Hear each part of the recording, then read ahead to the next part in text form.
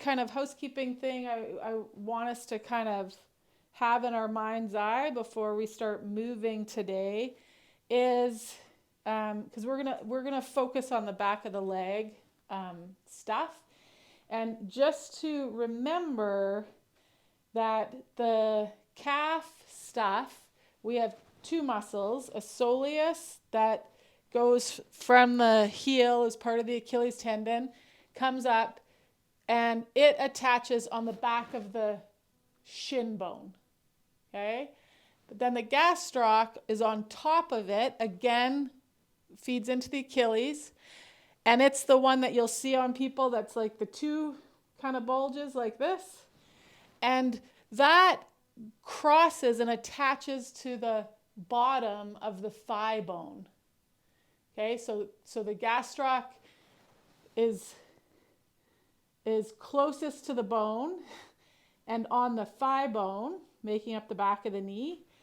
And then the back of the thigh stuff, the hamstring stuff, remember it is on our sit bone. So this is our pelvis. Spine would be here if I had a full skeleton. Leg bones would be here if I had a full skeleton. And those hamstrings attach on our sit bones on this inner border, not here, not here, like here. And then they go along the back of the thigh stuff, and they go on top of the gastroc attachment points and attach onto the tibia. So picture behind the knee, we've got a gastroc muscle going from the lower leg onto the femur, and then we've got the hamstring muscles going from the back of the thigh and attaching onto the tibia. So the back of our knee on either side kind of looks like this, and they work together, and the movement of our heel, like a yaw of the heel, either in or out, kind of acts on those muscles like reins on a horse. Gonna get that sort of visual in your mind. So the hamstring attaches to the shin. So if I push the shin forward and then use my hamstring to pull my shin back into my thigh bone, that'll get those lower hamstring muscles. And then the upper calf muscles, they attach to the thigh. And so again, if I reach the shin forward, they're pulling the thigh bone into the shin bone. Okay? If you don't totally get it, it's fine. We're going to do some stuff on the wall here so you'll get a really good felt sense of it. The other thing you're going to need is a strap for this warm-up, and then just some wall space. So I'm going to mute you guys, and then we'll get rolling.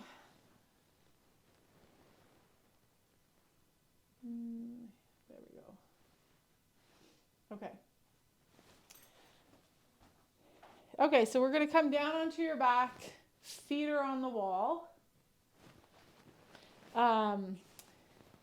Position me so you can see me kind of easily, and you're not trying to figure out, where is she, what's happening?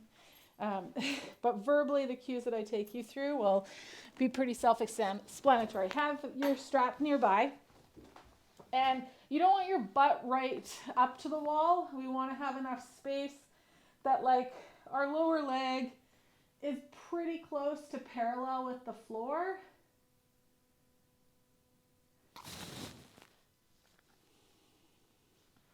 But I can tell my feet are a little bit higher than my knees here, okay? And you want to be close enough that your pelvis is able to really rest on the ground. So some of us, our feet might be a little bit higher up. Some of us, they might be a little bit lower down. Somewhere in that parallel with the floor range. Okay. And then what we're going to do is I want you to imagine if we could sit up comfortably, which it would not be comfortable for any of us to sit up from here, and you were to kind of squeeze the transverse arch of your foot, so that front ball of the foot stuff, not right at the base of the toes, a bit further back, and you were to be able to kind of squeeze that. I want you to use the muscles in your foot to kind of squeeze those 2 points together while still having them be like firm into the wall. The heel isn't firm into the wall. I want you to find that transverse arch. So there's like some pressure down into the wall on the first met head and the fifth met head. We want to make sure that the toes aren't clawing the wall, but the toes might be kind of active off the wall, kind of pulling into the foot a little bit in order for you to feel that compression of that transverse arch. Okay, so from here, we're going to take the upper part of the shin, so right below the knee, that shin bone, and I want you to pitch it towards the ceiling. Okay, so as you pitch it towards the ceiling, a few things will happen. One, you'll have a feeling of the feet kind of pulling down the wall, and the pelvis will have lifted off the ground. Keep that sense of that transverse arch that we're squeezing there, and you should feel back of the knee at the thigh and the calf stuff working here. Butt is relaxed, abs should be relaxed, quads should be, there'll be some tone because we've got hamstring tone, but they ought not be rock solid. You should feel stuff close to the knee and the back of the thigh working here, and the top of the calf stuff. Okay, now you're going to unpitch that shin, bring it back parallel with the ground. That'll have the pelvis come back to the floor. That'll have the pressure in that transverse arch of the foot ease off. Okay, so some of us, that transverse arch, that pitch of the shin will be enough for us to get activity into those muscles. Some of us might need that transverse arch and a like inward pressure or a yaw of the heels, but like we've talked about before, it's not a rotation of the whole leg. It's like if I had a ball that fit in between my heels, it's like my inside of my heels would press into that ball as I pitch the top of the shin bone towards the ceiling. That again has me have this feeling of the feet pulling down the wall, my hips coming off the floor. My anus isn't squeezed. I'm able to breathe. I'm getting contractions of the stuff, lower hamstring, upper calf. Yes? Okay, I see one hand. I see two hands. Okay, great. Unpitch the shin. Okay. Okay, so there's one other cue as we do this one last time, and then we'll vary it up. Is the lower leg, the shin, it's two bones. We've got a skinny fibula on the outside, then we've got the bigger tibia. And so some of us, that pitch of the shin may be a sense of like those two bones yawing away from one another or yawing towards one another. So that's the one other kind of cue, intention, instruction, that if you're having trouble feeling that back of the thigh stuff where I'm talking about, relaxed abs, relaxed butt, you can bring that in. So find that transverse arch. As you pitch the shin, some of us might yaw the tibia and fibula away from one another. Some of us might yaw them towards one another, and feel the change that has on the behind the knee stuff, those lower hamstrings, those upper calves.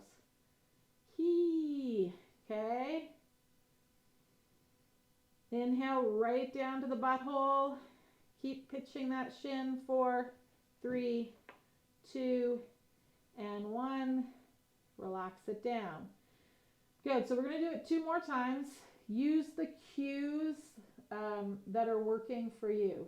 So that transverse arch, yaw the heel, yaw the tibia and fibula towards or away from one another, and that pitch of the shin. And once we're up, you're either going to stay both legs this next time once we pitch the shins, or you're going to go to one leg. So one foot's going to come off the wall. You'll really feel that other side load up. So only take that foot off the wall if that side can manage it, meaning like you don't feel one hip or the other drop to the ground. You don't find that you start like gripping with your butt stuff or your anus or holding your breath, stuff like that. So here we go. Find that transverse arch, yaw the heel, yaw the tibia, fibula, pitch the shin. If it works for you, one leg's going to come off. Keep those actions happening. Okay. 3, 2, and 1. Lower down. Okay, so you're either going to stay 2 legs or you'll go single leg on that other side. Again, find those actions. Find the transverse arch. Yaw the heel. Either yaw the tibia, the lower shin bones towards one another, away from one another as you pitch that shin. You might go one leg. As you bring a heel to the wall, if you want, you're going to feel the lower calf stuff fire even more. There we go. 3, 2, and 1. Release it down. Okay. So you bring those knees into the chest. You could point, flex the ankles, circle the feet.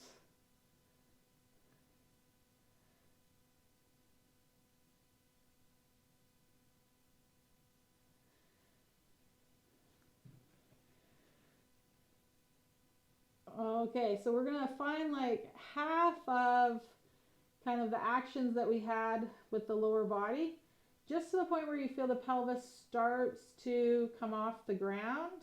We're going to stop. So the waistband is still like on the floor here now. We're like at 20% of what we were doing before. Still some action in the back of the legs. Hands are going to reach up to the ceiling. Kind of wriggle so that your shoulder blades come off your back of your ribs and you feel more of the back of the ribs onto the ground. Okay, keep the action of the lower body, those hamstrings on. Inhale here and really breathe into the space behind you and into the floor. As you exhale, engage those low abs. Start to reach the thumbs towards the floor overhead, but you're only going to go to the point where you've like got space there to do that, and where the back ribs stay in contact with the ground, not the shoulder blades sliding back underneath you. Okay, so the shoulder blades are actually up by the ears more than on the back ribs. Inhale, fingertips to the ceiling. Exhale, reach the arms overhead. And again, it could be more on a Y.